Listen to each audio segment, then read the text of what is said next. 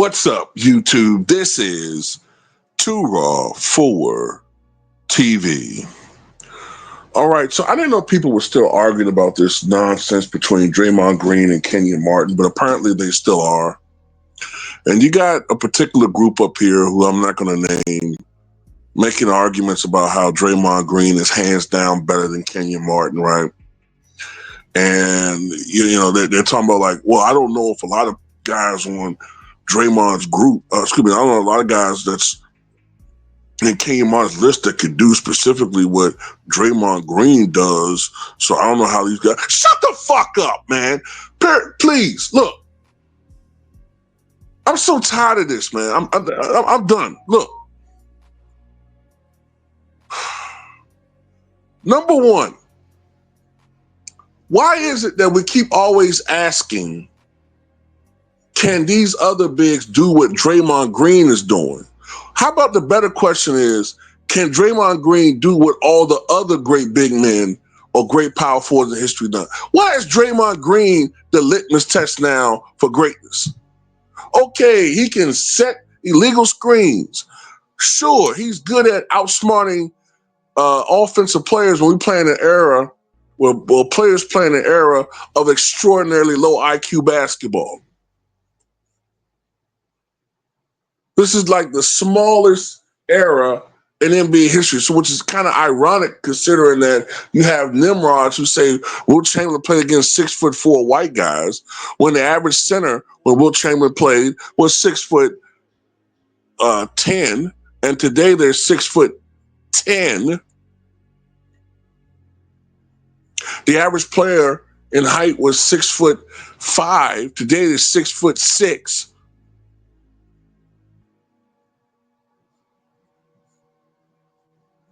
And no, Kenyon Martin wasn't the one that started this, oh, I'm better than Draymond narrative. Draymond did that.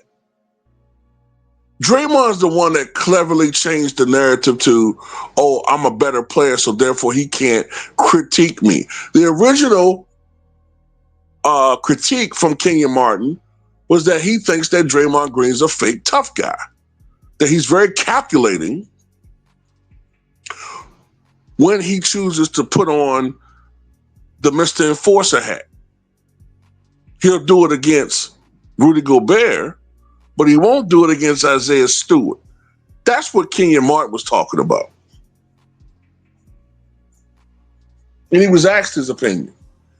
Draymond Green is the one who's flipped the narrative and made it about his accomplishments versus Kenyon Martin. Number one, about Kenyon Martin being able to do what Draymond does. No, I don't think he's the passer that Draymond is. And I guess you could argue that he doesn't have the defensive skills outside the paint that Draymond has. But I'll tell you another thing. Draymond can't finish in a fast break as explosively and as defensively as Kenyon Martin could. He couldn't rise as high as Kenyon Martin could. He wasn't the shot blocker or rim protector that Kenyon Martin was. And Kenyon was an excellent defender. The problem is, as he said, Kenyon Martin played in an era that was arguably the most loaded at power forward ever. Larry Bird played in an era, you may have heard me say before, this is why I have so much respect for Larry Bird. Larry Bird played in the most loaded era for small forwards of all time in the 1980s. You had Larry Bird, you had Julius Erving, you had Dominique Wilkins, you had Adrian Dantley, you had Alex English, you had James Worthy, you had a young Chris Mullin later on in that decade, right?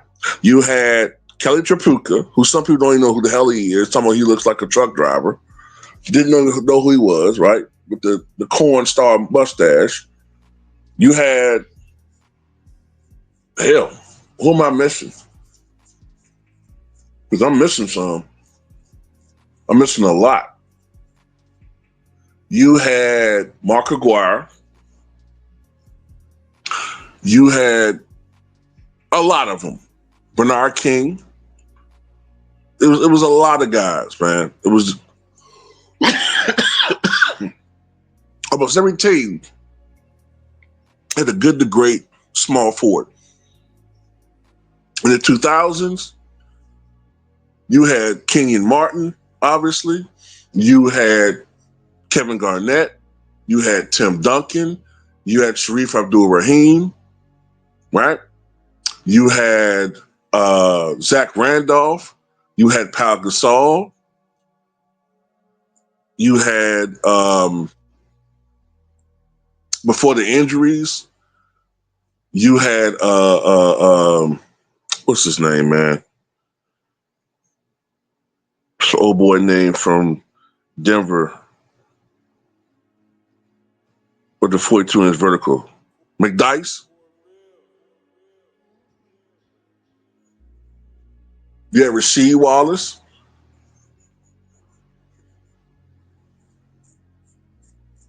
You had Chris Webber. You had Dirk Nowitzki.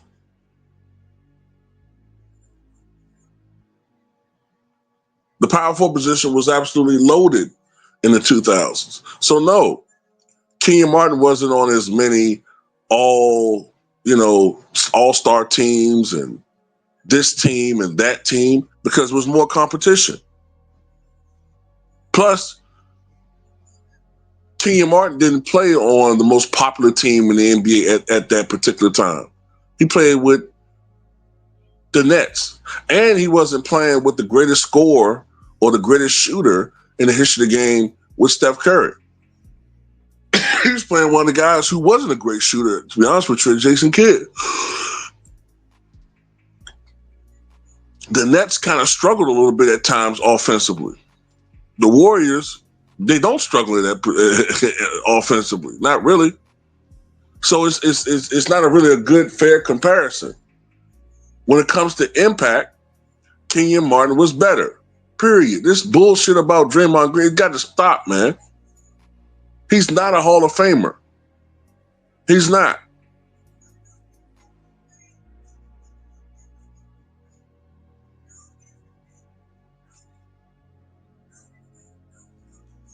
And by the way, there's some other small power forwards I'm not naming. Jermaine O'Neal's another one. Lamar Odom's another one.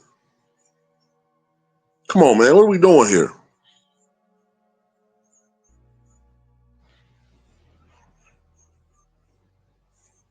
Dude's a bum, man. Compared to these other players, man, he's a bum.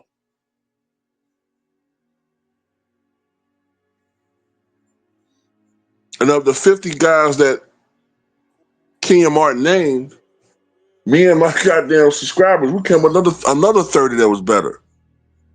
Because I'm surprised that Kenyon Martin forgot the name Bob Pettit.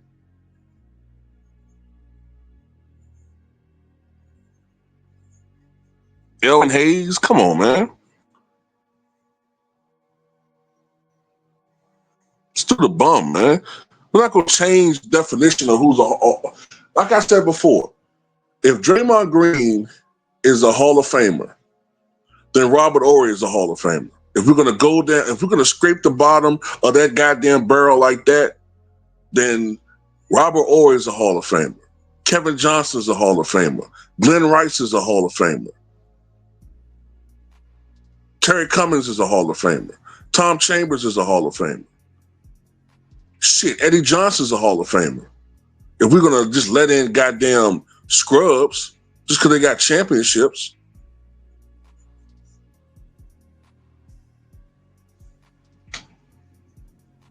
Come on, man. You know something wrong when people question whether Tracy McGrady should be in the Hall of Fame, but you got fucking Draymond in the Hall of Fame, man? Come on, man. What we doing here?